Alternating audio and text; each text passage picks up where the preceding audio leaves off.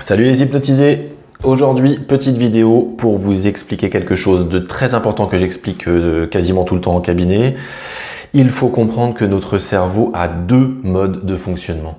Un mode de fonctionnement qui est le mode de fonctionnement je réfléchis, je pense, c'est-à-dire la part mentale, la part intellectuelle, celle qui est le petit juge, comme on appelle parfois. Je juge les choses, je me trouve bien, je me trouve pas bien, je trouve les choses bien chez l'autre et pas bien chez l'autre, je me trouve trop timide, je trouve que je mange trop, que je fume trop, que c'est pas comme ceci, que c'est pas bien comme cela.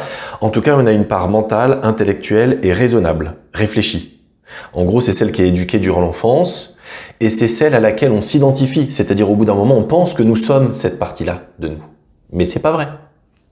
Et il y a aussi une autre partie de nous, une part de nous automatique, c'est-à-dire une part de nous qui crée toute seule un certain nombre de choses, notamment nos émotions. Nos émotions surgissent à l'intérieur de nous. Parfois, nous nous apercevons que nous sommes tristes. La part mentale dit « Oh là là, je suis triste, c'est désagréable, il faudrait arrêter ça ». Mais on ne peut pas enlever la tristesse, parce qu'on ne nous l'a pas appris. En fait, c'est possible, hein, mais personne ne nous a appris à le faire. Et donc, cette part automatique crée des émotions, parfois de la colère. « Ah, j'ai envie d'étrangler ma femme, mon chien, mon voisin, mon gamin. » « Oh, c'est pas bien, c'est pas bien, c'est pas bien, dit la part mentale. » Mais elle va réussir à éviter d'étrangler quelqu'un, mais elle ne peut pas enlever la colère.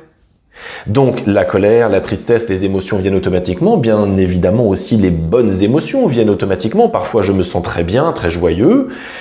Et j'aimerais bien la part mentale qui dit « j'aimerais bien que ça continue toute la vie ».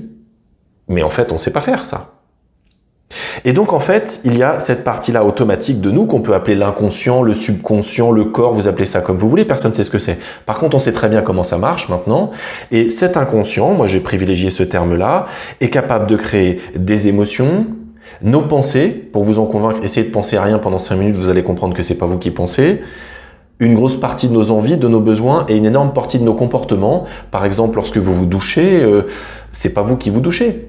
Vous êtes dans votre tête en train de réfléchir à autre chose pendant que votre corps se savonne tout seul. Pendant que vous vous brossez les dents, vous êtes en train de faire un, vous êtes en train de vous souvenir de la dernière dispute avec telle ou telle personne, vous êtes en train de planifier votre journée, mais c'est pas vous qui vous brossez les dents, c'est votre corps qui le fait pour vous.